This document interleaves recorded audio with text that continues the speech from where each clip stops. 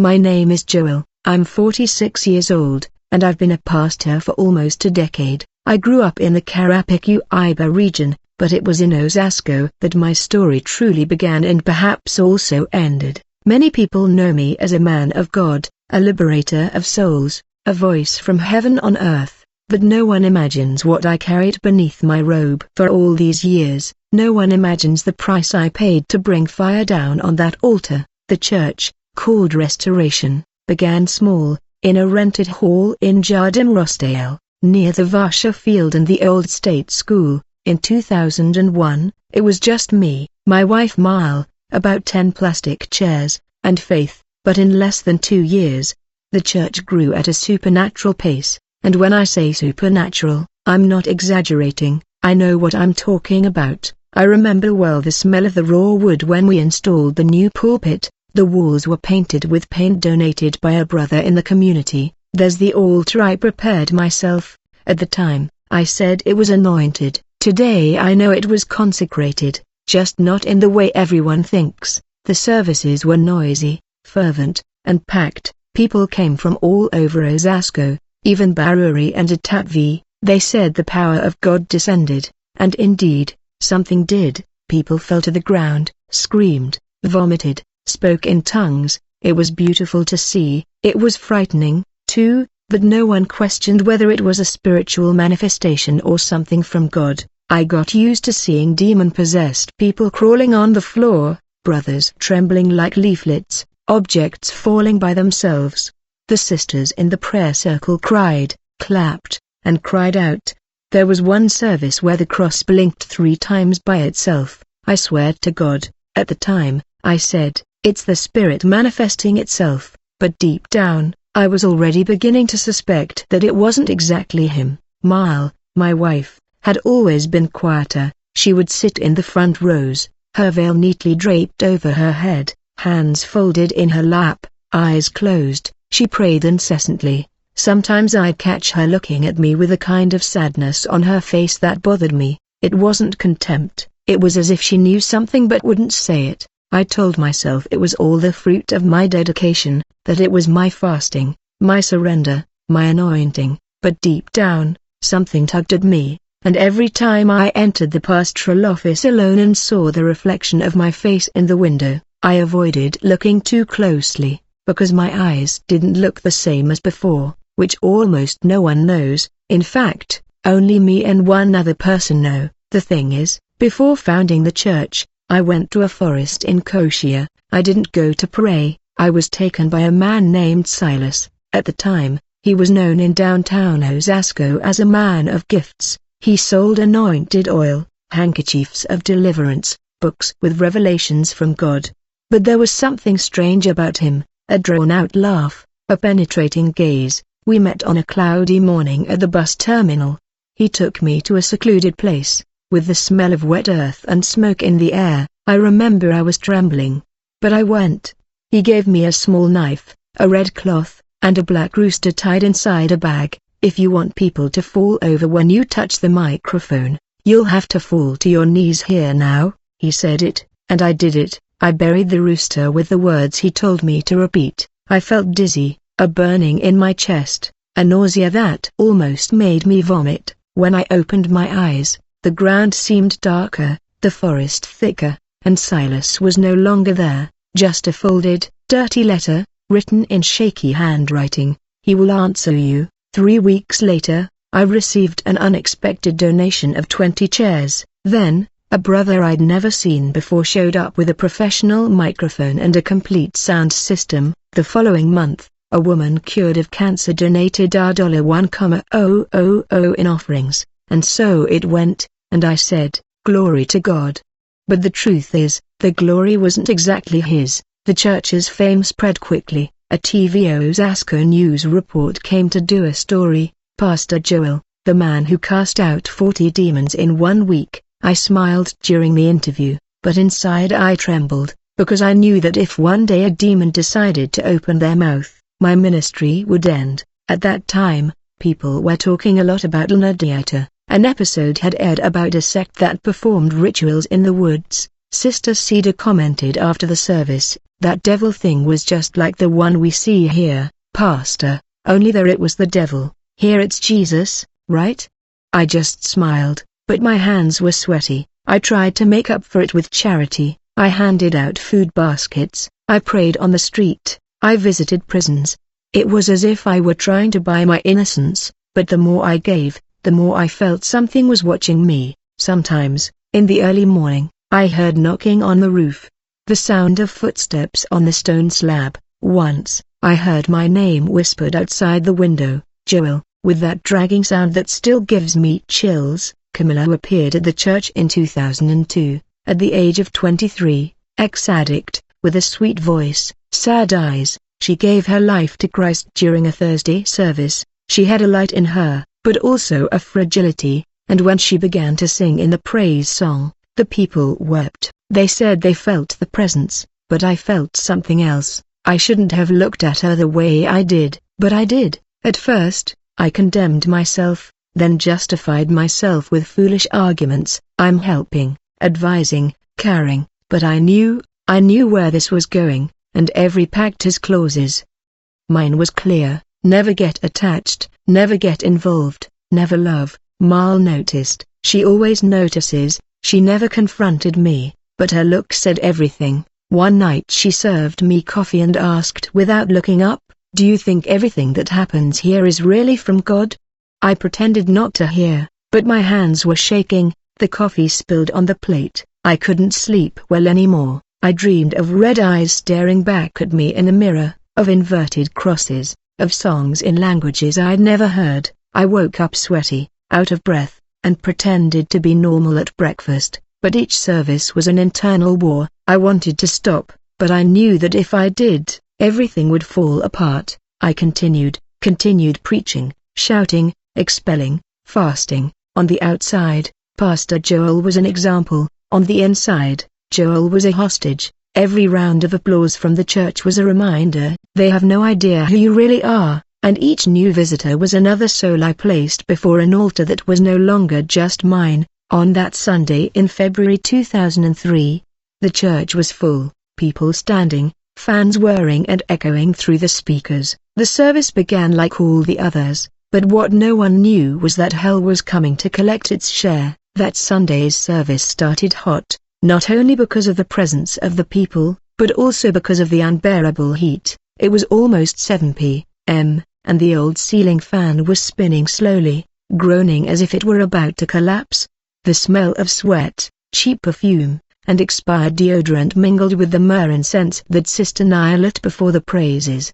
The church was packed, over 100 people crammed into that simple hall, with cream-colored walls. I had already ascended the pulpit, holding the microphone with the confidence I'd trained over the years. The worship team was playing Kassan with all their might, with much praise, and Camilla was there in the front, eyes closed, voice steady, as if nothing had happened. She didn't know it, but ever since I dreamed of the Spirit collecting my debt, my gaze toward her had changed. It was fear, it was guilt. As I prayed in tongues with my eyes half closed, something in the back of the church distracted me. I heard a strange noise, as if someone were dragging a chair roughly against the floor. I opened my eyes and saw a man entering. He was barefoot.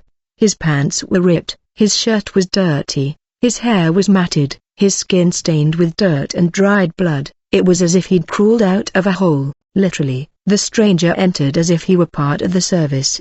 He didn't speak to anyone, didn't ask for prayer, just sat in the last row and stood there, staring at the altar with wide eyes, unblinking.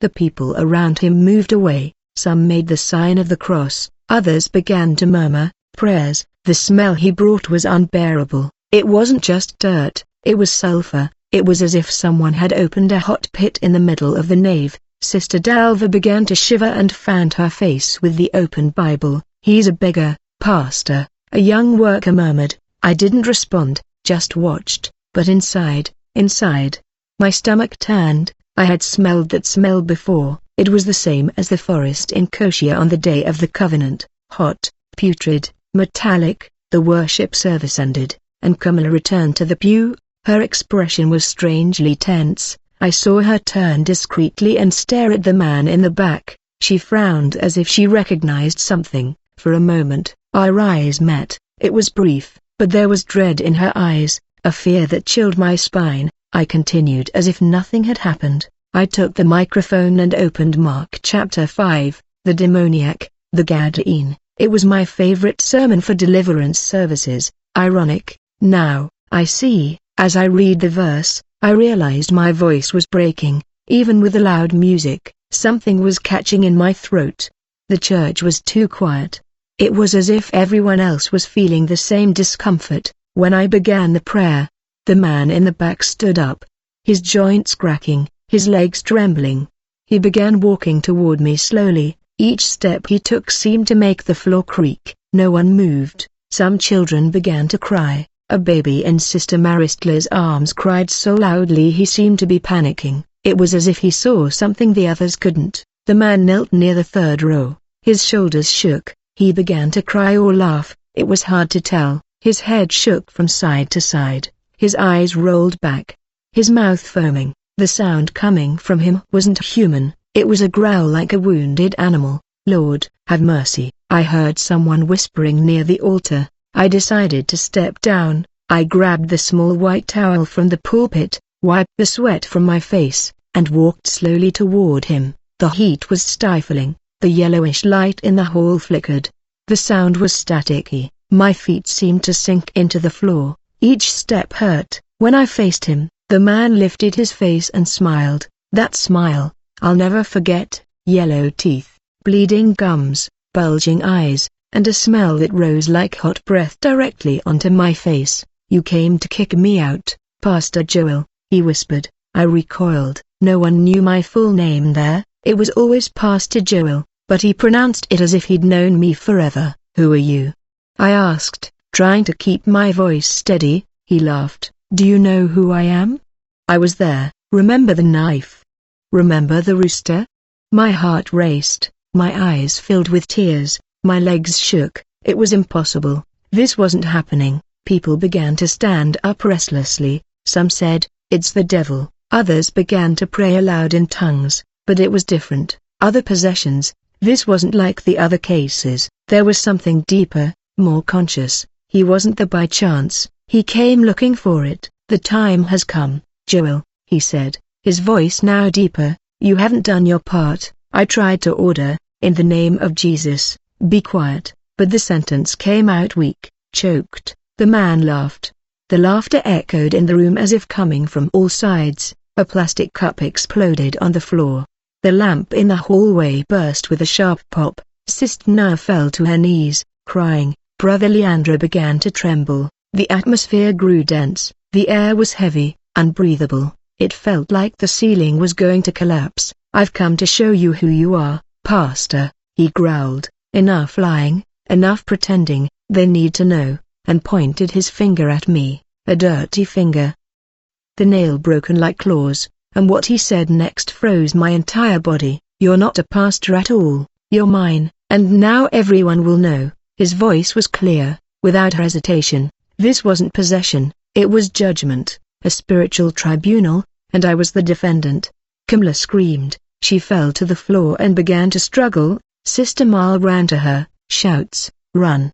I tried to climb back to the pulpit, but my legs gave out. I held on to the side of the pew and stood there motionless. My world spun, my lies coming to the surface. That man, or whatever he was, slowly stood up, his eyes still fixed on me, and in a calm, almost gentle tone, he said, "This is just the beginning, Joel. You called me, now hold on." And he fell again, unconscious. The hall fell silent, a silence dense, heavy, like smoke. No one applauded, no one prayed. The service had ended, but hell was just beginning. I stood there, my hands still resting on the pew, feeling the sweat drip down my back, and my shirt stuck to my body. The lights still flickered and the sound was off. The air smelled of melted candles and burnt flesh. The silence was absolute. The only sound was a child crying in the background, but very softly, as if even she was afraid of making too much noise. A man lay on the altar floor, panting, but his eyes were open, wide, fixed on the ceiling. I thought he had passed out. But when Sister Lucia tried to approach with a glass of water, he sat up in a quick, jerky movement, like a puppet being pulled by invisible strings. The water dropped from her hand, the sister recoiled in fright, covering her mouth with her hands. The man stood up slowly, his whole body trembling, but his gaze, was calm, too calm, and that's when he spoke. The voice wasn't his, it was another. It was thick, deep, as if it had come from inside a deep cave, muffled with echo. "This place is mine," he said, looking at the cross behind the altar, and as soon as the words left his mouth, the cross turned, spun on its own, stopped upside down. A collective groan filled the temple. People began to run away, others knelt down, crying. A brother fainted near the door. I took 2 steps back, but I couldn't take my eyes off the scene. The man was now walking toward the pulpit with slow steps, and each step seemed to weigh tons on the floor. The wood creaked, the atmosphere was suffocating, as if the air had grown thicker. It was hard to breathe. I heard someone vomit in the bathroom. He arrived at the pulpit and looked straight at me. "You called me, Pastor, you called me that night, you repeated every word, and now you want to kick me out." The whole church listened. The microphone was off, but his voice sounded like it was coming from the speakers. It echoed, it penetrated. "You promised not to love anyone." He slowly turned his face toward Kamla, who was still sitting on the floor, supported by 2 sisters. "But you touched her, touched what belonged to me, and now you're going to pay." Kamla's eyes widened. She put her hand to her mouth and began to cry desperately. She didn't know anything. I murmured weakly, without the courage to face anyone, but he ignored me. He continued walking up the altar now as if braiding, feeding on the panic in the room. And you, Mile." He pointed to my wife, who was on her knees, clutching her veil tightly. "You said a prayer, asked for the truth to come out." He laughed. "It was heard, but not by heaven." She screamed, a dry, muffled scream, and burst into tears. I tried to pray mentally, but my mind was a battlefield. No words formed. It was as if everything inside me had been swallowed by a shadow. I felt a strong nausea, almost fell again, but I needed to maintain the appearance of authority. I was still the pastor. I still needed to maintain control, even though control had already abandoned me. It was then that he revealed everything. Motel Jardins, where I committed the act on Tuesday. On that day Kamla wore a red dress, applied cheap perfume. "You cried after the act, remember?"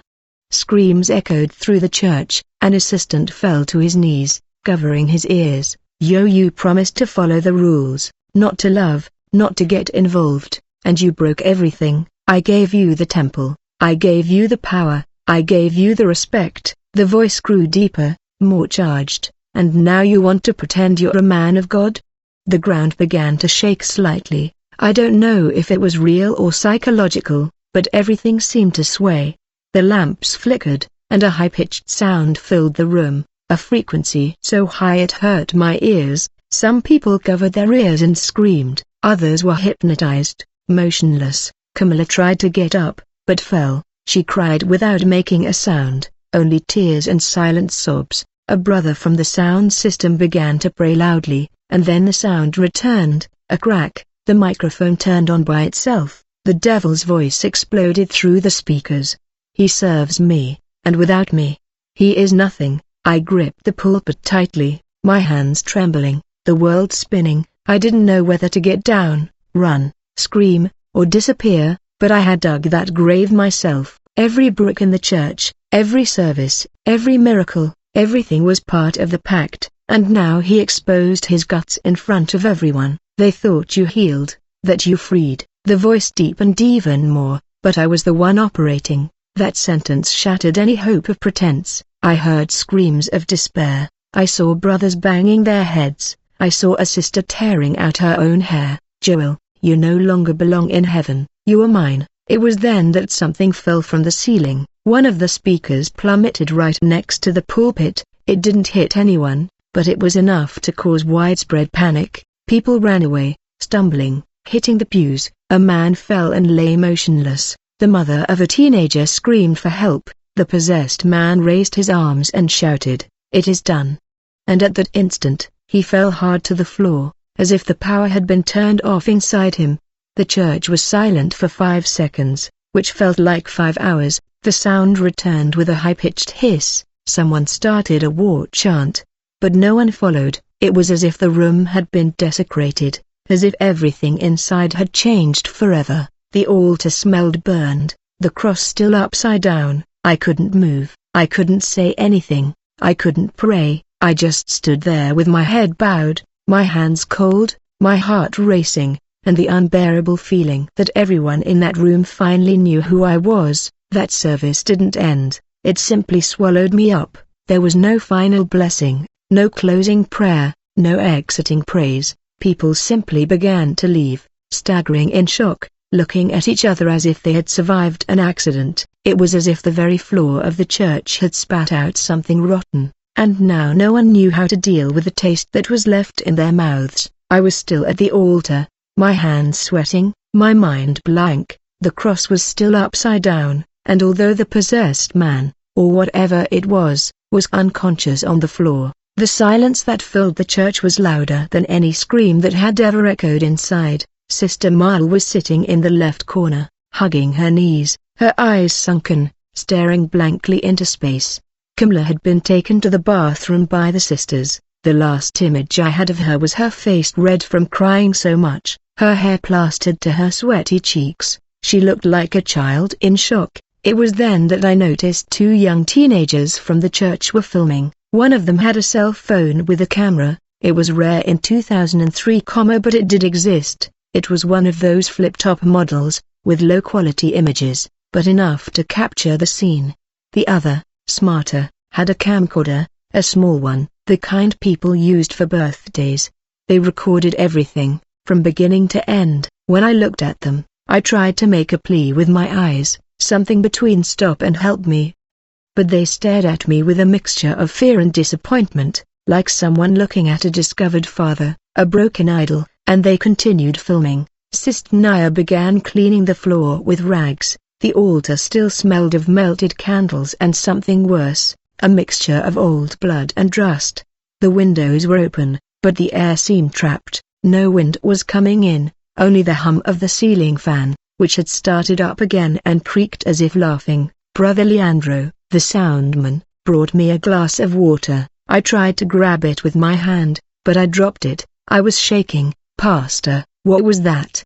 he whispered. I didn't answer. I just looked into his eyes, and there, for the first time, I saw the beginning of the loss, the glow of the faith I'd blindly trusted fading. In the days that followed, the subject took over the neighborhood. Some said it was a satanic manifestation, others that it was a test from God, but most, only talked about me. The pastor had fallen, he had a lover, the devil revealed everything, lied to all of us, the versions multiplied. Every corner of Osasco seemed to know a new detail that even I no longer remembered. The video recorded at the service began circulating on cell phones via Bluetooth, then it appeared on pirated CDs at stalls along the Osasco boardwalk. A street vendor sold it as Pastor Joel's exorcism, real. It was my face there, my voice, my altar, my downfall. One of the young people in the church, outraged, uploaded an excerpt from the recording to an evangelical internet forum with the caption "False Prophet Exposed by Devil Inside the Service." Within 2 days, the story was already being discussed on MSN chain messages, in prayer groups, on local radio stations. A pastor friend of mine from Villa Iara called me at night. "Brother, what happened? Is it true?" I didn't know how to answer, so I just hung up. Mile went to sleep in the other room. Kamala stopped answering calls, and I wandered around the house like a ghost, waiting for the final blow. The following Wednesday, I tried to hold the deliverance service. Only 18 people showed up. Half were curious, the other half looked at me like someone looking at a criminal about to confess. The atmosphere in the church had changed. It was cold, dry, opaque. The screams had ceased. No one fell to the floor. No one cried. At the end of the service, an elderly man stood up and said loudly, "God is not a God of confusion," and he left. Others followed him. I was left alone at the altar, holding the Bible with the wax-stained pages. I knew I was losing everything, but part of me, Part of me already knew this was coming. The video reached my mother in Karapiku-Iba. She called me crying, "Son, is it true? Did you mess with the wrong guy?" I hung up without answering. Deep down, only one person could say that with certainty, Silas, but he had disappeared years ago. I started receiving threats, people saying they were going to destroy the church, protest, demand explanations. Some said they were going to report me for abuse of faith, others just wanted to see my face, see if I still had the courage to go up to the altar after that. Everything. I started wearing a cap and sunglasses. I avoided going out. Mal wouldn't talk to me anymore, wouldn't even look at me. Kamala disappeared. They said she went to an aunt's house in Diadema. A sister swore she saw her leaving with her suitcase at the bus station, crying. I couldn't confirm, but something told me she carried more than shame. The church woke up covered in graffiti, a devil's pastor, a liar, Joel, Judas. The front gate had been kicked in, the back kitchen window was broken. Some said it was vandalism, but I knew better. It wasn't just that, it was the spirit of the covenant demanding its presence. I thought about closing the church, I thought about running away, leaving, erasing everything, disappearing from everyone's sight. But every time that idea arose, a voice whispered in the darkness of my room, "You still have things to accomplish." The following Sunday, I preached again. Only 7 people were there, 7, and yet one of them fell to the floor, trembling, howling. There was no music, no screams, just that hoarse noise coming from the depths. "He's still mine," and in that moment, I understood, the demon that exposed me wasn't punishing me, he was marking me. He was reminding me that exposed or not, I was still trapped, and from that moment on, the world would no longer see Pastor Joel, but rather what was left of him. After the revelation service, Mal didn't say a word. She came home, calmly took off her shoes, went into her bedroom, and closed the door. She didn't lock it, she didn't yell, she didn't confront me. Her silence hurt more than any sermon she could preach. The absence of anger was worse than the fury. I stayed in the living room for hours, sitting on the burgundy sofa, staring at the wall. Arno's fan spun on the ceiling as usual, but it seemed slower. The television was off. The remote control in my hand trembled. Sweat trickled down the back of my neck. The house seemed to be breathing, but with a lack of air. In the early hours of the morning, I went to the kitchen and heard noise coming from her room. The door was ajar. Mal was kneeling beside the bed in her nightgown, hair loose, hands raised, but she wasn't praying aloud. She was murmuring, whispering words I couldn't understand. I approached silently. She said, "Show me, Lord, show me everything, reveal the rot, don't let the deception continue. Let everything come to light, even if it hurts." The words gave me chills. There was sincerity, but also anger, a pain that came from far away, from years of hiding. I returned to my room unseen, lay down, and pretended to sleep, but the image of her on her knees never left my mind. The problem was that I knew heaven was no longer listening to me, and I was afraid of what or who might be listening to her. 2 days later, Marley began having strange dreams. She told me about them dryly over breakfast. I dreamed of a completely dark room, only one windows. There was someone on the other side, but I couldn't see their face. They said to me, "Your request has been accepted, but the price will not be yours." She said it naturally, like someone commenting on a weather forecast, but there was something different in her eyes. There was no fear, there was determination. It was as if she had received an answer, and I, who knew the weight of words, knew immediately it was from heaven. In the following days, she began to pray more. Every morning, between 3 and 8 a.m., she would get up and go to the prayer room. I could hear her light footsteps, the creak of the chair, and the low sound of the Bible being leafed through, but I never heard her cry. I never heard intercession, only silence, as if she were waiting for someone to answer. It was exactly 3 days after this dream that the possession service took place. The timing matched. She prayed for revelation, dreamed of the answer, and then hell manifested and exposed everything on the altar. That couldn't be a coincidence. I began to observe Mal with different A's. She was quieter, but firm. She ran her hand through the anointed oil with a different conviction. She touched the walls of the house and whispered prayers. At first, I thought she was trying to expel something, but then I realized, perhaps she was calling. One day I snuck into the room. Underneath her bed was an old Bible, full of notes. Inside it was a folded piece of paper with a handwritten note: "When God silences too long, other voices respond." I froze. That could have been a warning or a confession or a warning, but it was clear she had realized that the God she had always sought might be taking too long to answer, and that other, more agile spirits were lurking. During smaller services, after the revelation, she went up to the altar to pray, something she hadn't done in years. She took the microphone with trembling hands and simply said, "The time of deception is over." And she stepped down. That was like a slap in the face. I froze. I began to have strange dreams about her. I dreamed she was wearing a black dress, walking down a dark hallway with a candle in her hand. Her eyes didn't blink, and she repeated the same phrase. I asked for justice. I woke up with a tachycardia, sweating. The house changed. It was as if there was a new presence inside, not the spirit of the covenant, not the same one that accompanied me. It was different, something colder, more intelligent, more patient, as if Marley had been heard, but not by heaven. She began to fast frequently, but she didn't eat just bread and water. She drank dark tea and burned leaves in the room. One night I went in and smelled a scent of rosemary mixed with a faint sulfur. She said it was smoking, but didn't explain why. When I tried to talk, she was direct. "Don't you want to know who I spoke to?" But he listened and answered.